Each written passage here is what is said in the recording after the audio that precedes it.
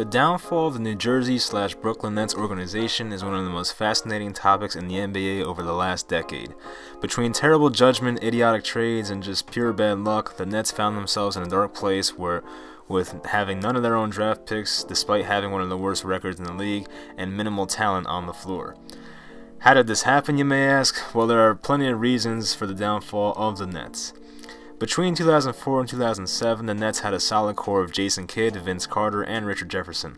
Unfortunately, with no title to show for and key players aging, the Nets pulled the trigger and traded all three stars in a span of 2 seasons. The only notable player that was received from those trades was Devin Harris, who was acquired for Jason Kidd. Carter and Jefferson were traded for players like Yves Allen-Leon, Bobby Simmons, Courtney Lee, and Rafer Alston. Just 1 season after Carter's departure, the Nets quickly became the laughingstock of the NBA, posting a 12-70 record in the 2009-2010 season. Fortunately for the Nets, they had the best chance at winning the draft lottery, and then the consensus #1 player that year was John Wall out of Kentucky. With the Nets moving to Brooklyn in a couple of seasons, the Nets needed a star to build around, and it looked like Wall was going to be that guy. As stated earlier, there was bad luck involved with this whole situation, and the Nets were chosen to pick number 3 rather than number 1 overall.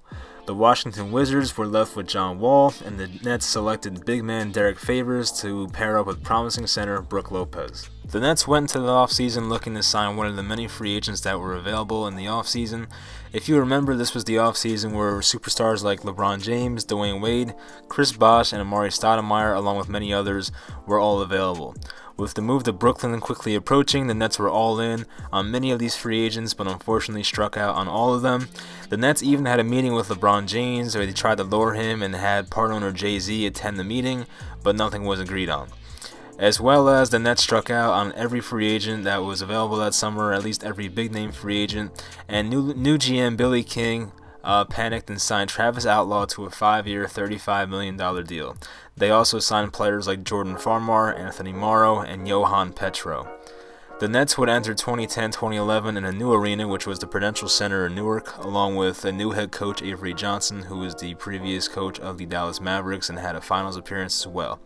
The Nets also acquired power forward Troy Murphy from the Pacers, which turned out to be a complete disaster. He averaged, I think, 3.6 points per game that year.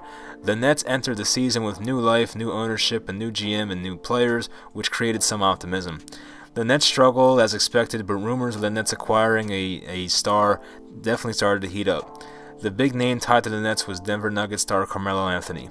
Carmelo wanted out of Denver and wanted to play for the Knicks, but the Nets decided to enter negotiations and give their best shot at landing one of the best scorers in the league at the time.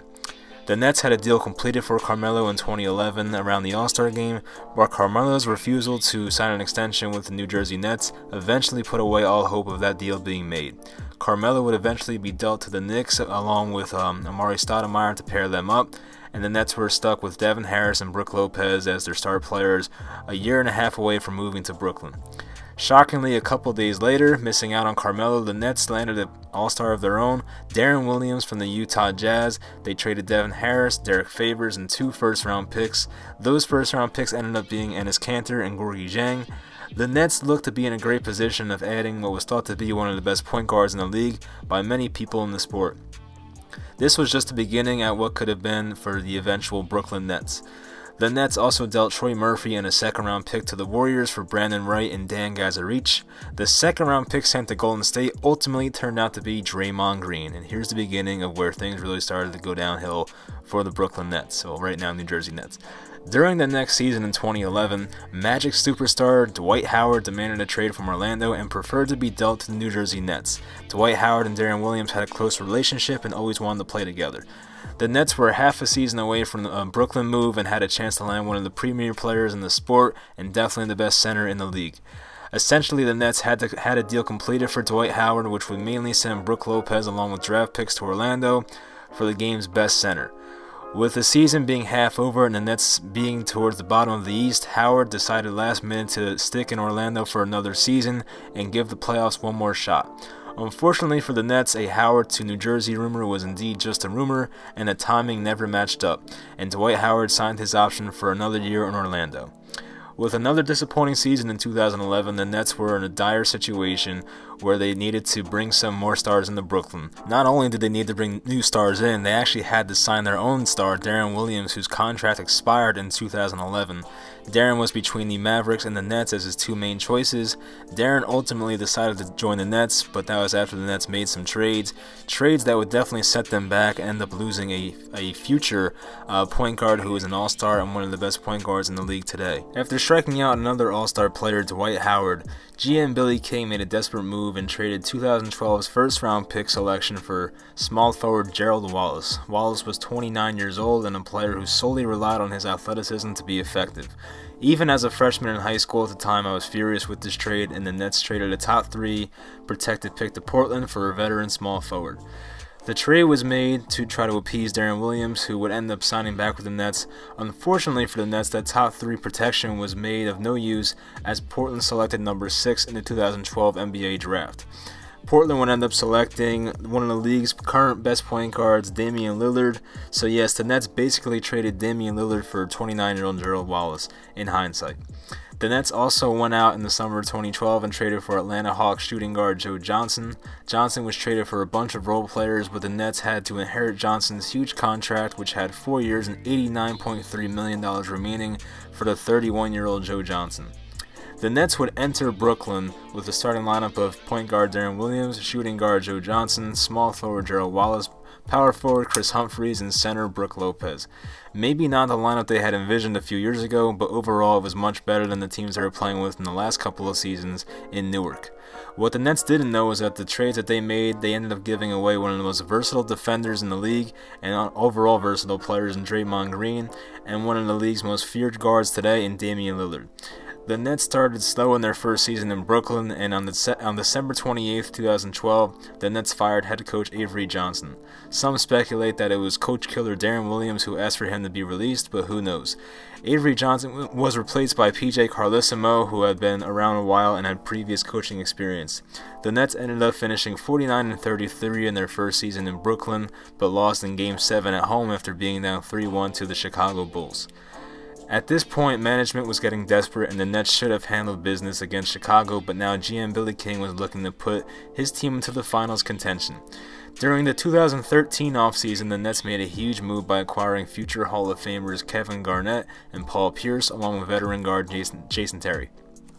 Garnett was 37 years old at the time and Paul Pierce was 36. As for the Nets and who they traded away, it turned into Marshawn Brooks, Keith Bogans, Chris Humphries, and the aforementioned Gerald Wallace, along with 3 first-round picks and the right to swap picks in 2017.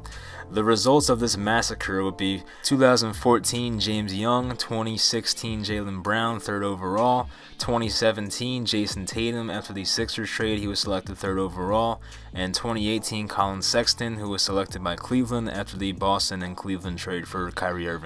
As for the Nets, the trade with Boston never paid off. Garnett and Pierce were clearly not the players they expected them to be, and their top scorer, Brook Lopez, broke his foot early on in that season.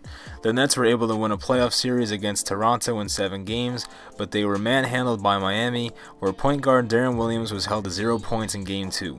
Williams, along with Garnett and Pierce, were clearly a shell of their former selves and looked to be heading downhill fast. Paul Pierce departed from Brooklyn after 1 season, and Garnett was traded halfway through 2014 back to Minnesota for Thaddeus Young.